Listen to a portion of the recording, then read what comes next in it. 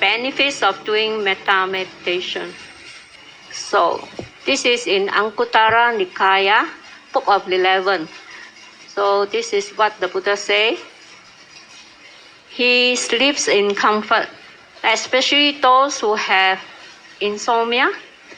It is a very good practice to do metta meditation before one goes to sleep. And we already have quite a number of people to have good sleep during the retreat after they have learned to do the metta meditation. And he wakes up in comfort. There is no discomfort. He sees no evil dreams. This means what? That means one who does the metta meditation will have no nightmares. He is dear to human beings. We have a lot of people accounting that they have some relationship problem with colleagues and even with family members as they started to do metta meditation. So the relationship has become much better. There is not so much of quarrel or not so much of enmity. All right. He is dear to non-humans. This I would like to use Bhante Akachita's hiking retreatants experience. Those who actually do the metta meditation during the hiking, they were not bitten by leeches. But those who did not, they were bitten by the leeches. So non-humans include all this, yeah? The beings you can see or you can't see, all right? Devas protects him. Now we also have sisters who have accidents, but then come out with safety. So we believe that the devas have protected them. Fire, poison, and sword cannot touch him. What does it mean? That means if you practice this metta meditation, in case there's a fire, you will not get burned. And sword means also some, we call dryers nowadays. So you may be just passing by and not get harmed by these things. Okay? His mind can concentrate quickly. Yes, for those who try to do meditation, if they start off with metta meditation, it's easier for the mind to get settled down, composed. His countenance is serene. You can see this person will have a serene outlook. Okay? He dies without confused in mind. In the event of death, yes, we also can witness those who have practiced metta meditation, they die peacefully. The last one, if he fails to attain arahantship here and now, he will be reborn in the Brahma world. Brahma is the highest Deva world, where beings are quite pure, and from there they can actually live for a long time. So yeah, these are the benefits described by the Buddha when one does the metta meditation.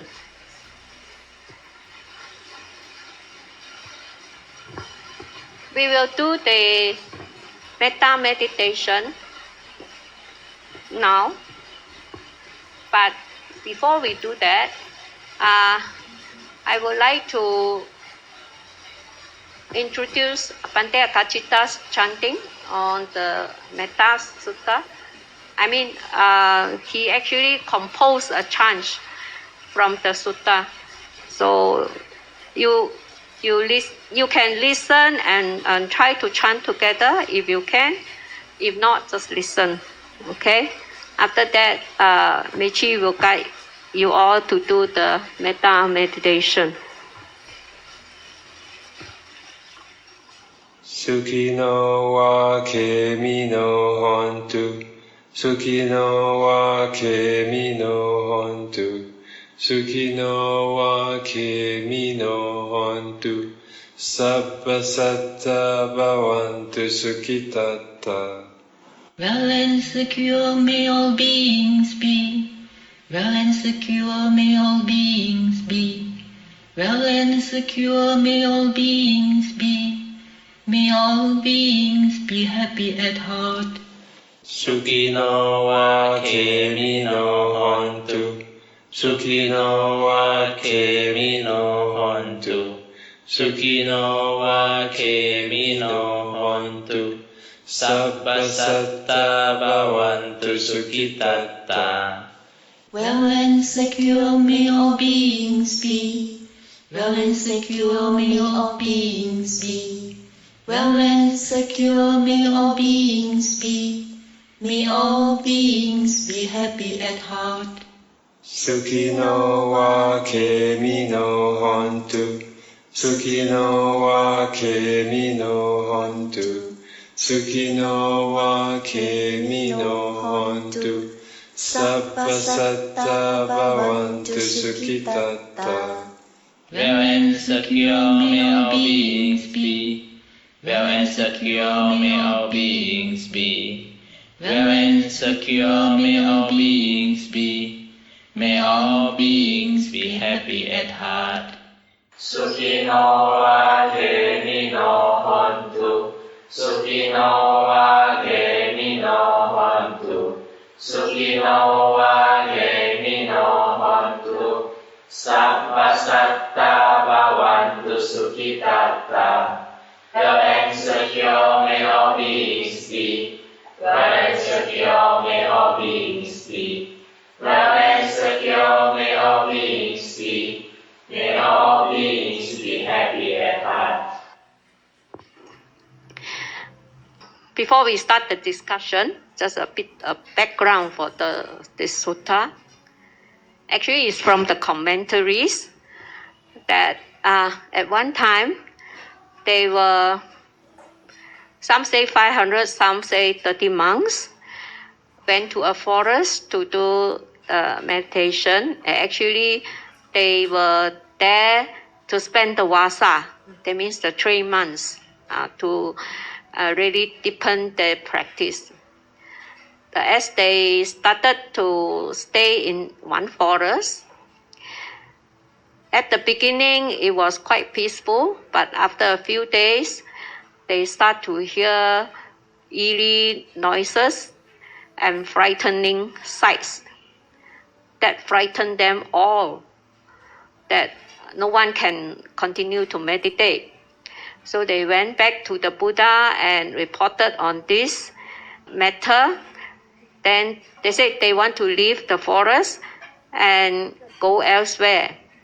But the Buddha, having used his divine eye and see that these monks will attain arahantship if they stay practicing in that forest. And then so he said, go back, but I now teach you this sutta, memorize this, and then you do meditation. And then you do meditation so that you'll be protected. So they learned the sutta from the Buddha and went back to the forest and start chanting. After that, meditation, like we did just now, okay? So after a few days, things to get quiet. No more eerie sound, no more frightening sight. In fact, they found they got help from these unseen beings. Hey, what happened? Oh, because at the beginning, why they got frightened by these spirits is because the spirits has been living on the trees.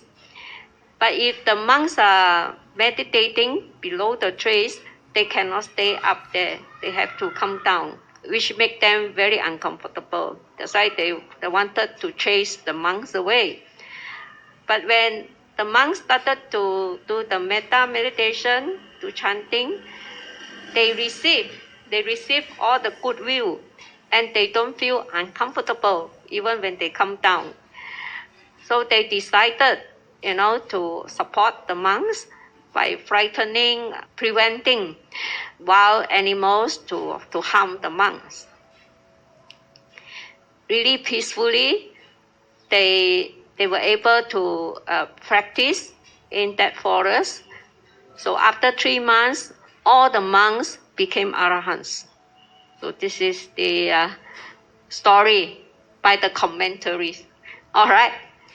Now for us, so what do we actually benefit by learning this sutta? Just now, the benefits is stated by the Buddha. If one practice metta meditation, you have the following benefits. But how do you really practice? So now we are coming into the original sutta, the Metta Sutta. Let's do this. We recite together all the words, and then we discuss. All right? Let's do together. He who is skilled in doing good and who wishes to attain that state of calm, that is Nibbana, should act thus. When we are chanting this verse 1 and 2, we are reminded of the qualities. Okay? Now, skill in good means we actually, all of us want to be doing good, right? Yes? Yeah? We will not be skilled, but of course the Buddha will give us some standard, right? So it's just not enough, just say, I want to do good. But he say that skill in good. That means you really have to keep practicing good until you are very skillful. So you know what are the things you should do and what are the things you should not do. Not just listen to someone telling you what you should do, what you should not do. It's from your own wisdom. The Buddha also gave us this goal, to attain that state of calm. So, if we really want to attain that state of calm, that is Nibbana, then what should we do? First is able. According to Brother Dan, able here means to take up the practice. It's not just by chanting, Chanting is not good enough. So you have to take up the practice. Upright means undertake the precepts. Or for all of you, 5 precepts, just now you have recited. And just make sure when you leave this place, you go home, you continue to observe your 5 precepts. Then perfectly upright means you are honest, you are sincere. These are the qualities that you should cultivate, as much as possible. And then for obedient, according to him, actually, according to Brother Dan, is better to translate as amenable to corrections. So you are amenable to the teachers or wise people's advice or teachings. And now some people, they think they know everything, so they are not amenable. But this is a quality we need to actually develop, is amenable or obedient to teachers and wise people's teachings. For gentle and humble, I'm sure everybody knows. Okay. Let's chant this. Contented easily supportable with few duties, simple in livelihood, proper in senses, discreet, prudent, and not greedily attached to families. Okay. Again, these are the qualities that one has to cultivate. Contentment is the most important, right? Yeah. Be contented with what you have. You will get some other time or some other way. All right. Easily supportable. Now, this actually applies more to monastics, right? Because monastics are dependent on the devotees' support to offer us the four requisites. But if one is not demands a lot of other things besides the four requisites, then this person is not easily supportable. Yeah, even for some like elderly people, yeah, now you have to be dependent on your children's support. So we have to be contented and don't make too many demands. I want this, I want that. Yeah. So we just have to make sure we are easily supportable. As long as we have the four requisites, we are fine. Then, yes, you are easily supportable. Otherwise, some people will really create a lot of problem for families and devotees. Okay? So this what I actually have tried to remind myself. Don't try to ask for too many things, especially those that are not necessary. So we have to really be contented, be happy with what we are being offered. Now, few duties. This also applies to lay people. I have seen a lot of people with many things at the same time. This really gives you a lot of stress. So it's better that you limit your duties.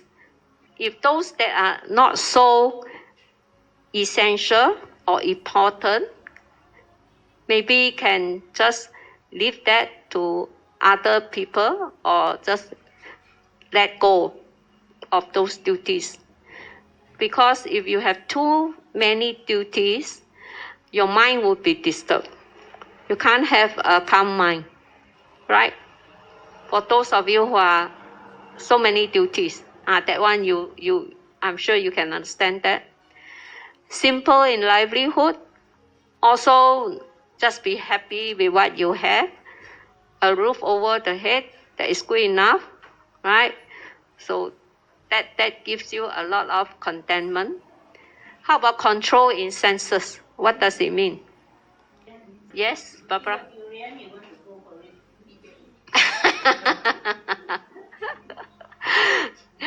So the thought of that fruit will make you your mouth water and want to get one and eat, isn't it? Right away. No need to wait. In fact, now you have durian in all seasons. Last time we have to wait, for the durian season. Now no need. You got money, you can buy anywhere already. Yeah. But this will make the mind very agitated, and also there's a lot of either greed or aversion. Now, just now, if the voice, the sound was so loud, isn't it? Someone banging very loudly. So if there is disliking coming out from hearing the sound, so we are not in control of the senses. So if we are controlled in senses means you accept the sound. Accept the sound as sound. Don't make a story out of that sound. Why they have to be so loud? What happened? What did they do? All these thoughts coming after hearing that sound. Did that happen to you just now?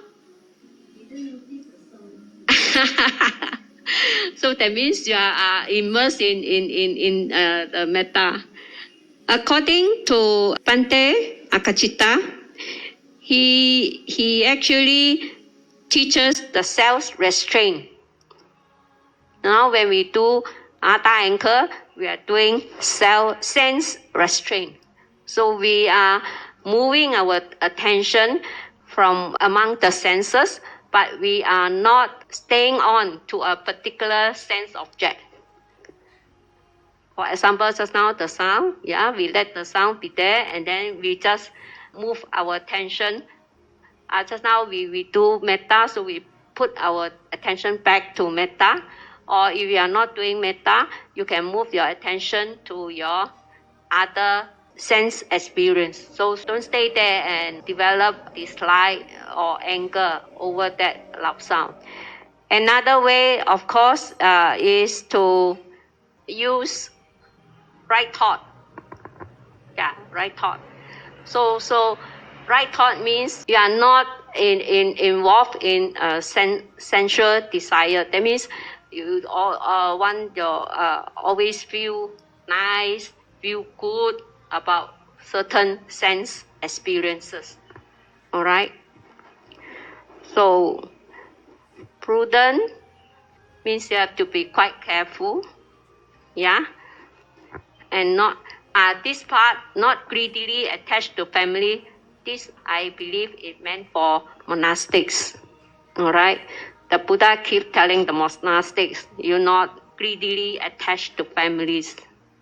Somebody offer you some very delicious food, you want that again and again, and that could create some problem, right? He should not commit any slight wrong, so that other wise men might find fault in him. May all beings be happy and safe. May their hearts be happy. This is what we should do. Any slight wrong means what? So that means you have to heedfully observe the precepts, right? Don't just say, never mind, it's a very small thing. For example, I just kill one ant, such a small ant, never mind. Is that so? Is that so? If you purposely kill it, it's not good, right? But if you accidentally kill it, is it okay? Yes, because there is no intention involved. So, for example, if you just go to the sink and you want to wash your hands, and after you turn on the tap, then you see there are ants there. So what do? I use a small plastic spoon, the recycle one. I scoop them up one by one beside the sink. Then you don't have to harm them, and they will know how to go away. You just give them the chance, because many a time I have found that even you stop the water, the ants still there. They don't know how to go. They were still in the sink, but you want to wash hands, so how? You cannot wait for them, huh?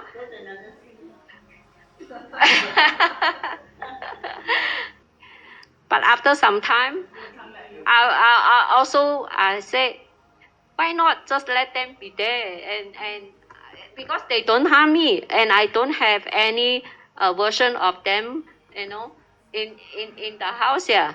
It's just that sometimes it's a bit inconvenient, but most of the time, while I'm doing my walking meditation, they're also doing their walking meditation. That's fine. There's nothing wrong with that. So I leave them alone. And nowadays, surprisingly, few of them come, but still we still have. Okay, so I also believe not to do anything actually is even better. Just accept them lah, as one of us. Yeah. No need even to shoot. Just let them be there because they will know to find their way. Because there's no food for them, they have to go. Just accept lah, easy. No need to do anything.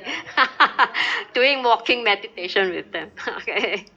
Yes, this sometimes happen like that in GV. Okay, so the sentence says he should not commit any slight wrong, so that otherwise men might find fault in him. So we try not to commit any wrong, even slightest. That's why we have to be very careful with the precepts. Just remind yourself, don't simply break any precept, but you have to really see that if you really want to break, is it necessary?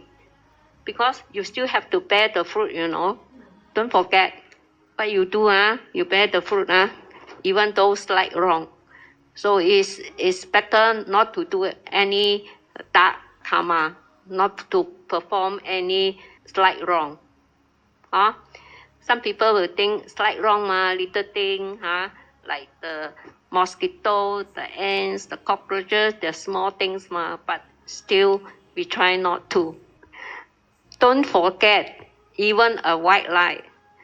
Bante said you have to bear the consequences, even though it's a white lie.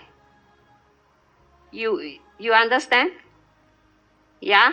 At that moment, maybe you find that it's okay to tell such a lie because the other party, maybe not in the mood or in the position to accept the truth, okay? Then you tell a white lie. But still, that is a dark karma. No.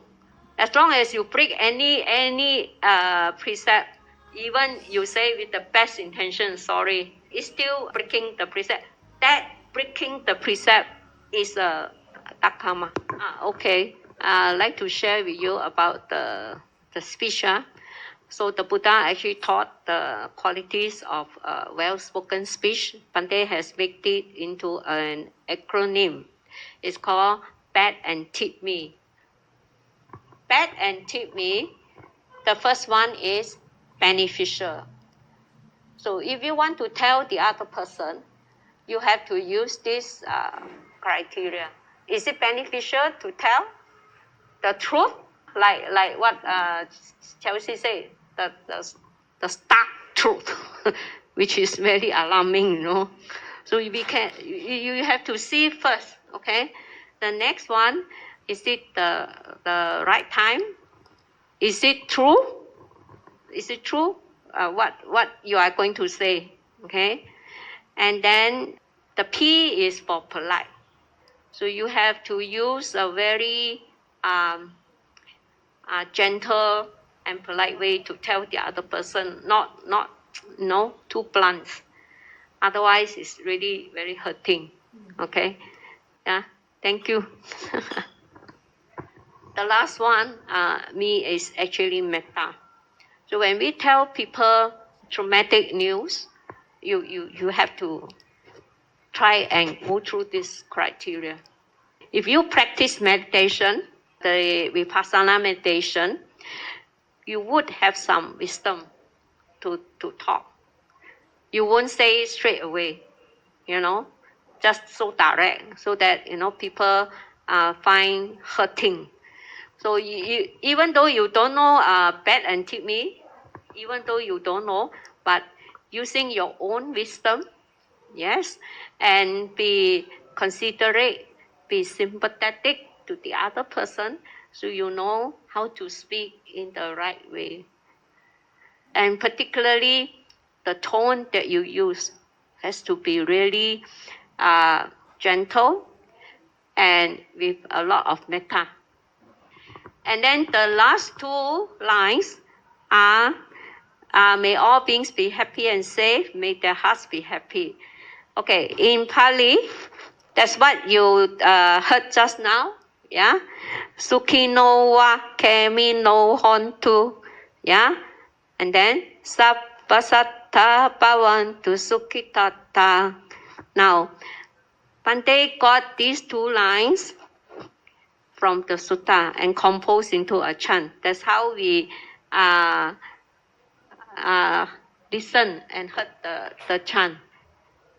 This is the English translation of the Pali verse. Whatever living beings they are, without exception, long or short, large, medium or small, subtle or gross. So we have just discussed lah, So living beings such as even ants, cockroaches, yes, even though they are very small. Have you all seen baby ants? Has anyone seen baby ants?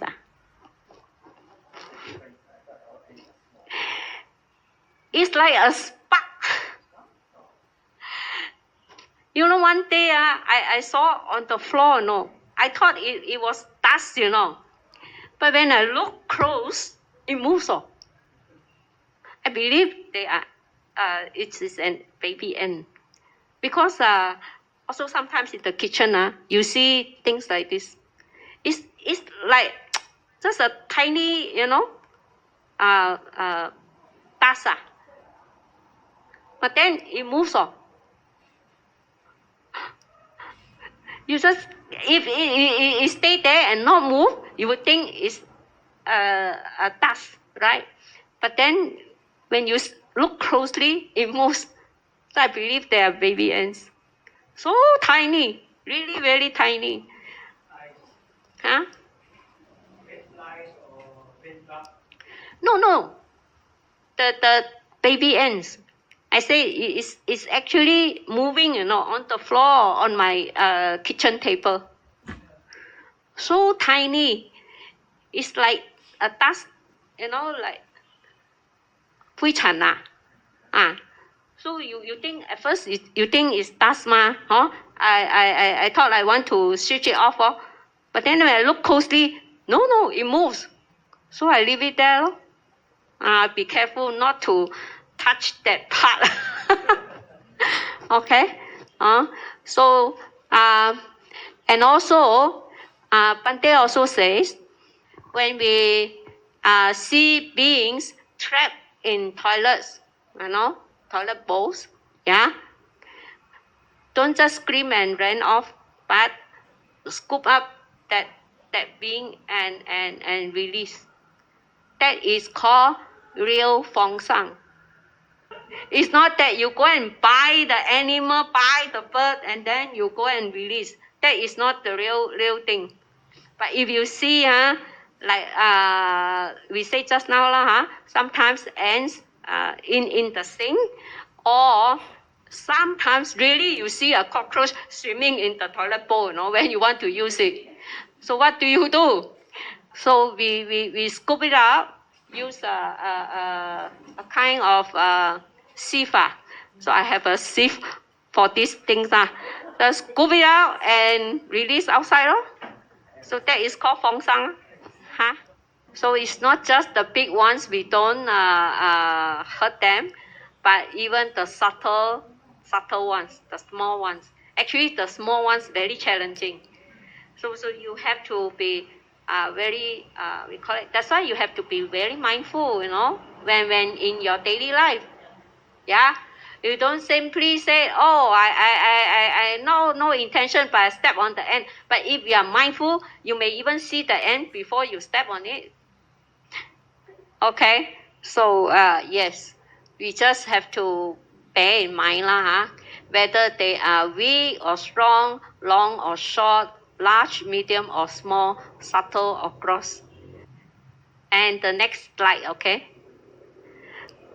Those seen or unseen, those dwelling far or near, and those born and yet to be born, may all beings without exception be happy. You have to have this kindness in you, Yeah, whether you see them, you don't see them, whether they are near you or they are far, whether they are already born and yet to be born, you just have this wish for them that they are happy.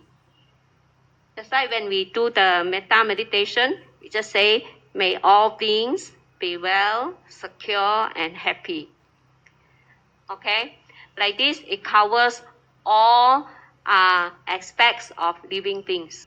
That's why when we say we do metta, it's not only when you are doing sitting meditation that you have this kind of kindness.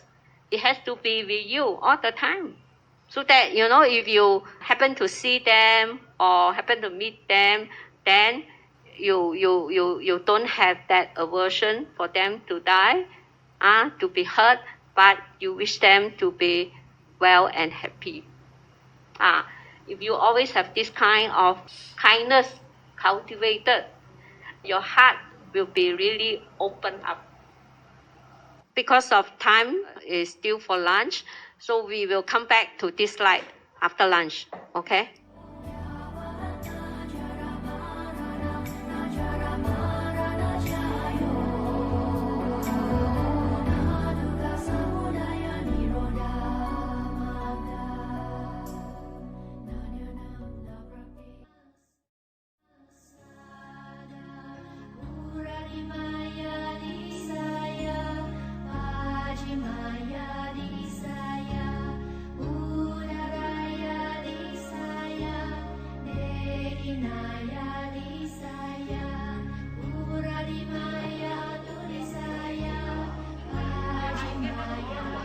Please, second session starting, please assemble in the front hall. And we invite Maechee, Punnisa to come and conduct the second session.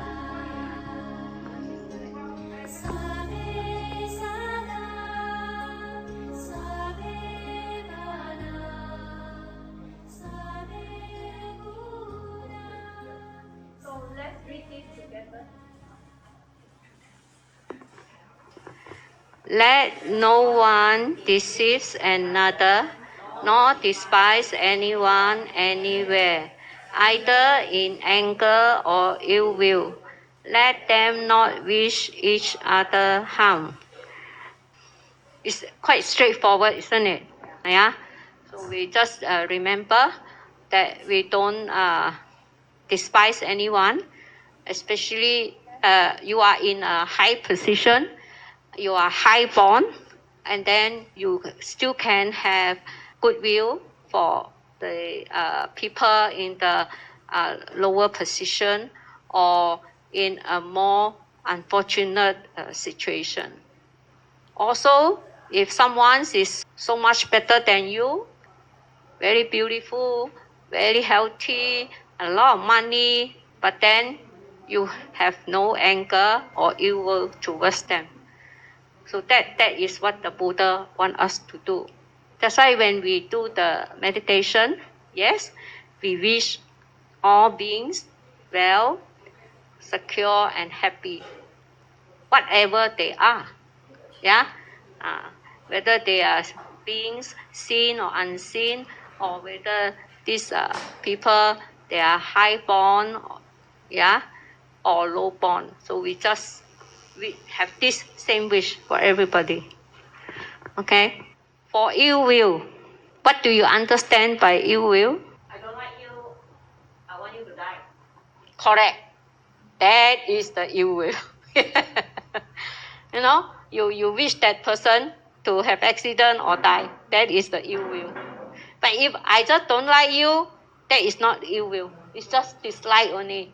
But if you wish the other person, I hope you meet an accident, I hope you die, that is ill will. And ill will, you know what happened? Come back to you. No, it's not just bad karma. It takes you to the hell realm.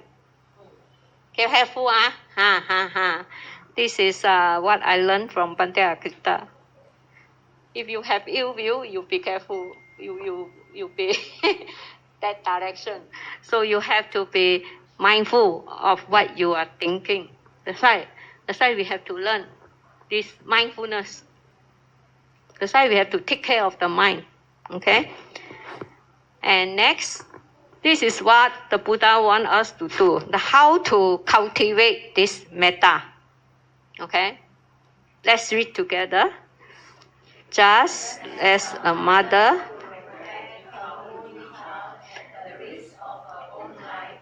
even so,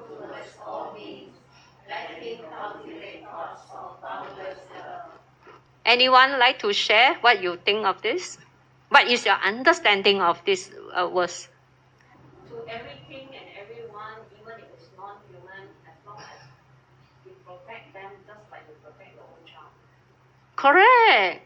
Like I said, the ants are, the cockroaches are, don't think they are small beings, don't think they are, like this, they are in the animal world, but we treat them as our own child. We don't harm them with this thought.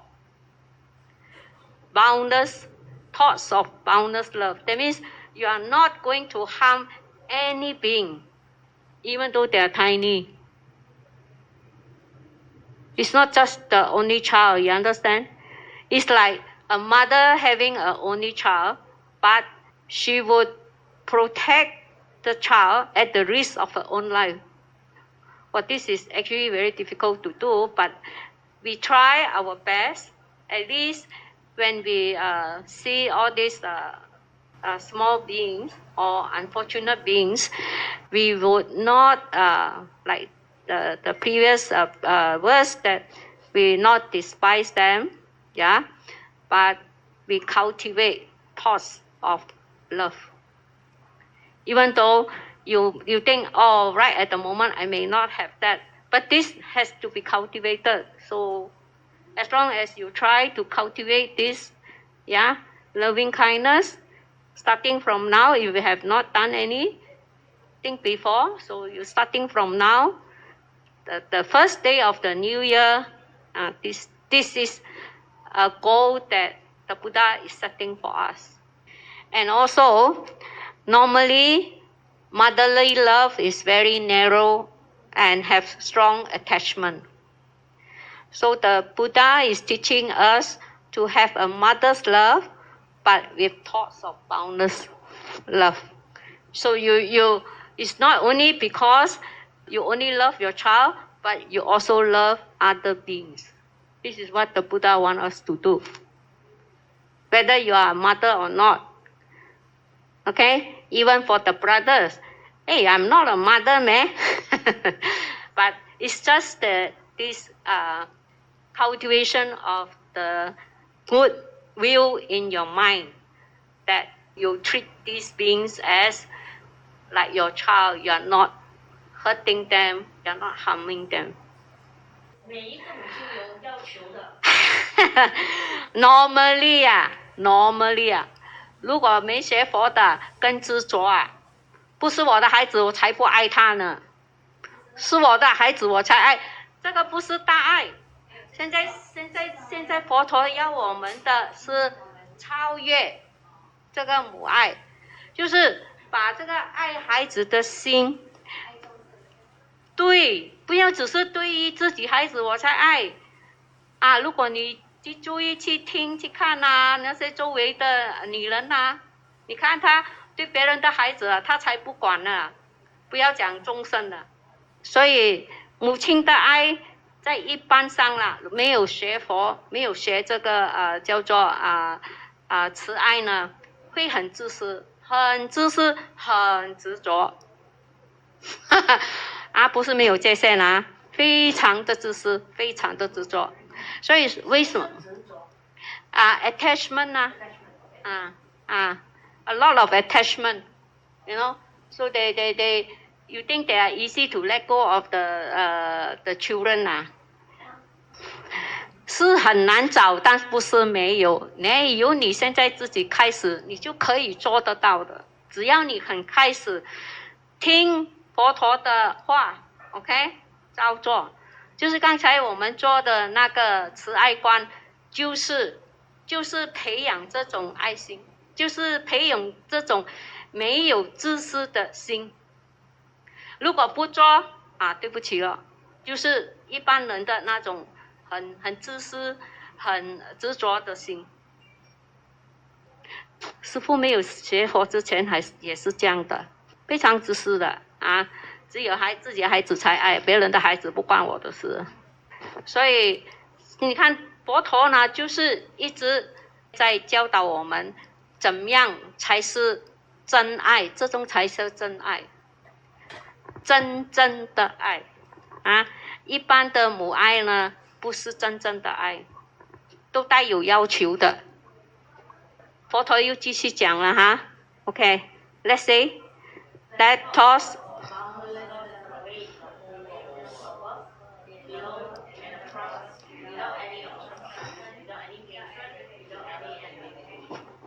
刚才我们不是做吗？我们把这个慈爱这样送出去，我们就是以这个记来把这个慈爱射出去。Let toss of boundless. So just now when we're doing the metta meditation, so we guide you to direct your mind, above, below, right, and to everywhere. So this we work according to this verse, this section. Okay, so that's why our metta meditation is so much different from others. So they're using different ones. Then they use you start from yourself, and then to the people close to you, to the people you like, and then slowly extend. But Buddha didn't say like that. Buddha just say you just send your this goodwill pervade the whole world, above, below, across, without any obstruction. So when you do that, when we say as we radiate the metta in all directions, and also we say that may all beings be well, secure, and happy, we are actually following this instruction of the Buddha. All right. This Bande, that's why Bande, we do a very simple one. We just follow this instruction only. We don't have any other visualization.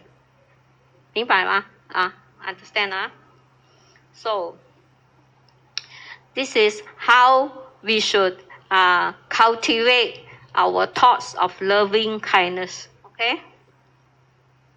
Whether he stands, walks, sits, or lies down, as long as he is awake, let him develop this mindfulness.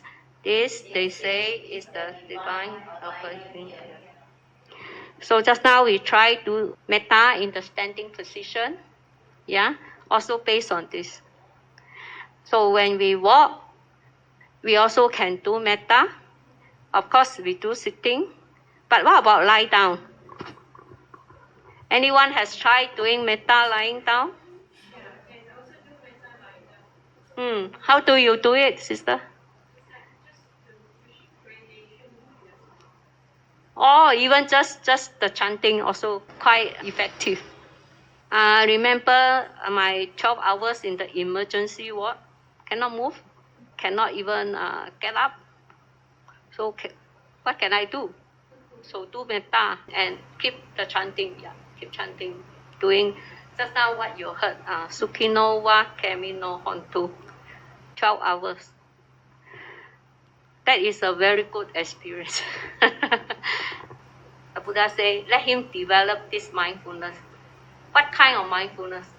This mindfulness means what? To be aware. Aware of what?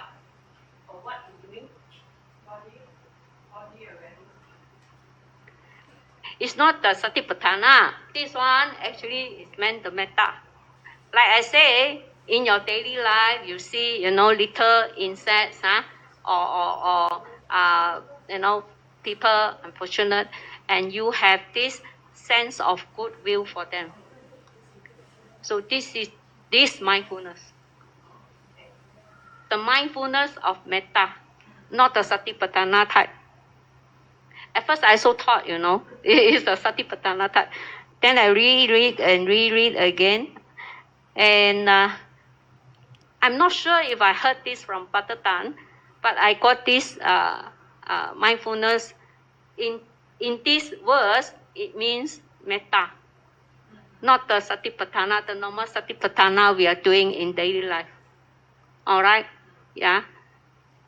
And the Buddha said, that is the divine abiding here. Let's look at what is divine. What does divine mean? Yeah, something in English.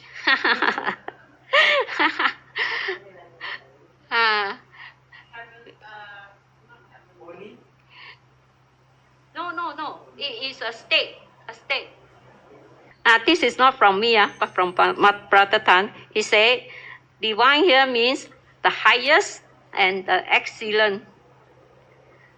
And abiding means to live here.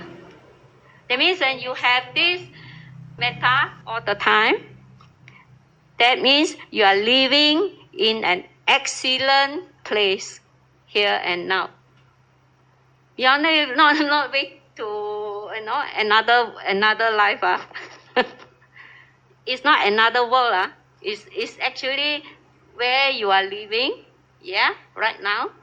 But if you have this metta with you, then you are living in a very excellent place. Right. Try to cultivate your metta. You will find this is actually quite true. You feel happy all the time. You will not. You don't have animosity. You don't have enmity. And you also don't have anxiety. Because if you have metta, metta will block all this negativity out. Learning. Yeah. So that's why I say, if we really go deep into the Buddha's, teachings, you really learn a lot, right? Yeah. Not falling into wrong views, virtues, and endowed with insight. He discards attachment to sensuous desires. Truly, he does not come again to be conceived in a womb. Okay. First line, very important. What do you mean by not falling into wrong views? So let's look the positive side. So what is right view? Have knowledge of karma. According to another sutta called the Satcha Vipanka Sutta, right view means the understanding of suffering, dukkha, the understanding of the cause of suffering, the understanding of the cessation of suffering, and last is the practice that leads to the cessation of suffering. You need to have knowledge on all these 4 noble truths. Have you got that? Make sure you have that. Because very important, otherwise, if you don't have the right view, you may practice with wrong view, and that will take you to the other direction. It's not towards Nibbana. Okay? Virtues, everybody know. What about endowed with insight? What does this mean? According to what we did just now, according to the sutta, what we did just now actually is according to sutta. You see, you just radiate your loving kindness in all directions to all beings, okay? Whatever size, wherever they are. Is there a mention of wisdom there? Yes. Only when you do vipassana meditation, then you can have the cultivation of insight. Now, what is vipassana meditation? That is a very different meditation. Vipassana meditation means you see things happening as they have occurred. So you don't add anything to that. And besides, you also see the three characteristics: impermanence, unsatisfactoriness, and not self, plus the cause and conditions and the result. That this, when you can do all that, then you can have insight. And when you are doing a vipassana meditation, then only you are able to have insight on all this.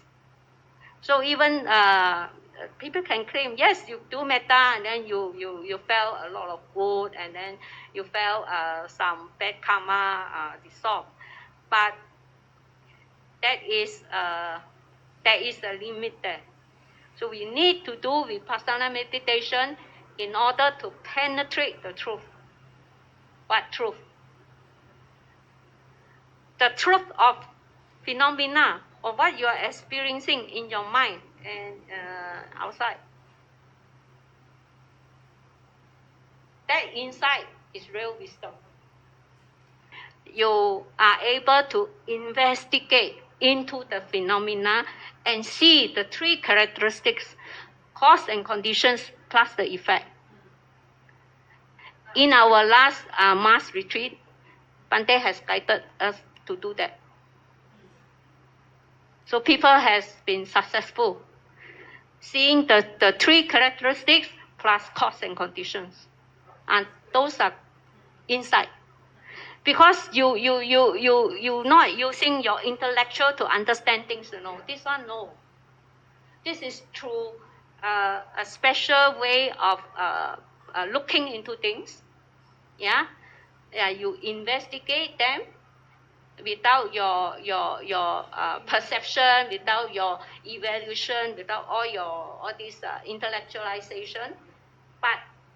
And then you see, oh, this is the truth of this phenomena. You got to see yourself, experience yourself. Someone tell you it's someone's experience, not yours. That is not your wisdom. That is not your insight. Your insight means that you have to see this thing your own self with your own experience.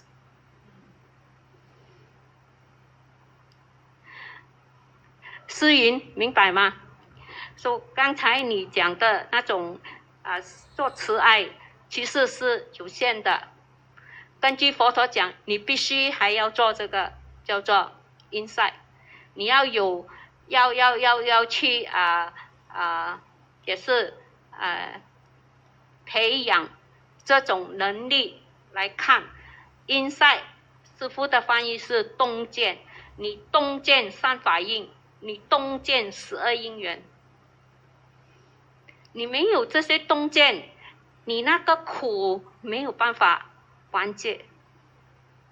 你一定要看到这些，你才真正了解苦是怎么一回事。Okay? So you need to see all this in order to really understand what suffering is. Otherwise, it's all intellectualization that don't take you much that don't help you much. Say it this way. It's all intellectualization. Yes, your understanding. Yes, I shouldn't be like this. I should be like this. So what?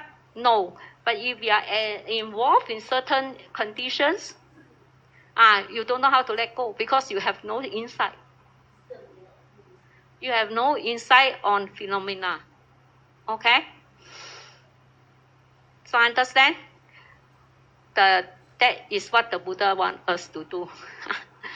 And I also remember in my earliest days to learn from Bante, he told us Metta and Vipassana are like the wings of a bird. One wing is Metta, one wing is Vipassana. You got to do two together in order for the bird to fly. Fly to where? Nibbana. You just do one, cannot. Either you do just metta, it cannot take you far, okay? Or some people just do vipassana, like what Maechee did before, also won't take me far until I learned the two together from Bhante and then able to have insight on those things that I just mentioned, then the letting go starts. All right? So, furthermore, what the Buddha says, he discards attachment to sensuous desire. Of course, it's not easy for lay people. But as I say, with this understanding, so when in your daily life, you will have to check your sensual desire. Start checking. Don't just leave it unattended. When you see something very nice, or eat something very delicious, see the attachment. Don't just eat, enjoy, and next time we have some more of this, or where we can buy this, or how we going to cook it. All right. So it's a different kind of working. All right. So we now start to be aware of all these sensual desires. As you are aware, then you slowly, you tell yourself, is it necessary or not? Can I just do this? Maybe never mind. If I have this, I have. If I don't have, also never mind. I don't have to purposely go and look for it, purposely go and make it happen. All right? That saves a lot of trouble. Yeah? So last, the Buddha says, truly he does not come again to be conceived in a womb. So if one is able to discard all attachment to sensual desires, that means what? Yeah. That means this person is not coming back to be reborn again. Yeah. Okay. So this is what the Buddha wants us to do. All right. So now, any questions or any comments on our discussion?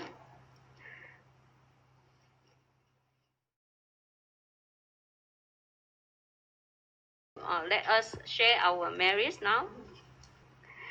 Idam me nyatinam hotu sukhita hontu nyatayo.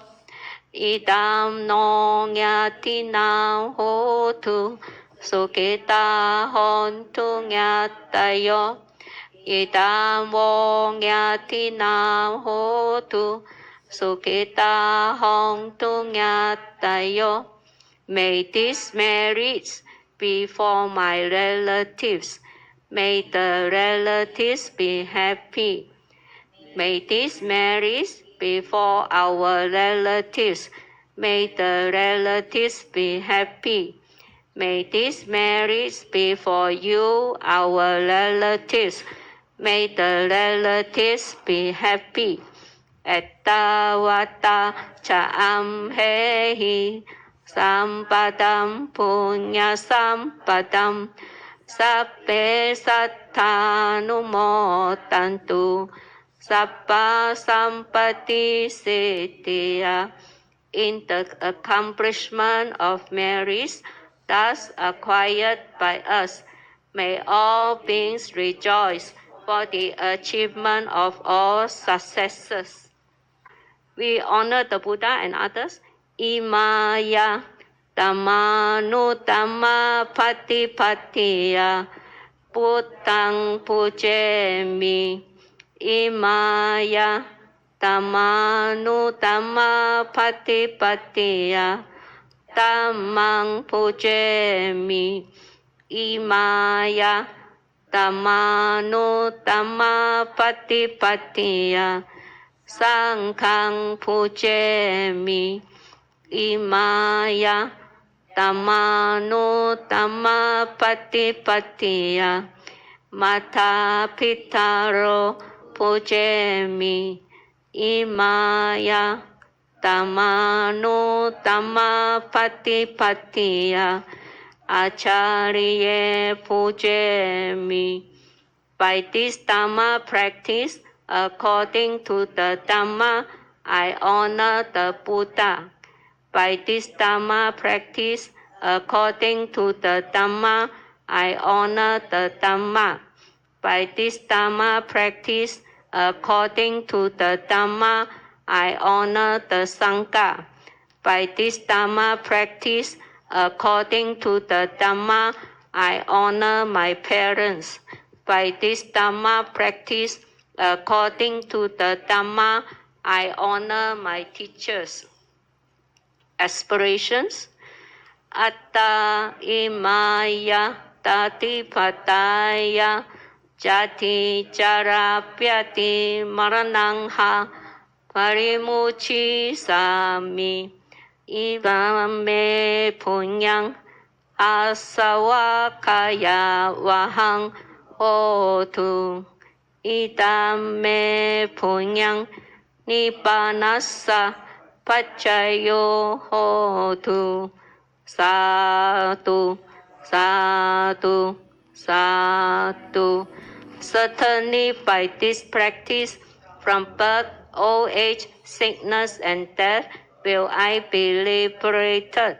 May this merit of mine lead to the destruction of things.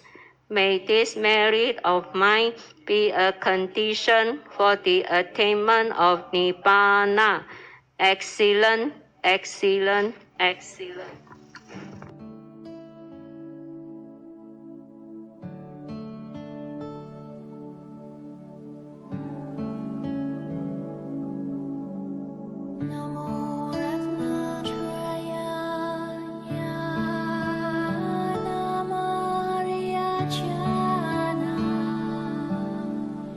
Sakara Roja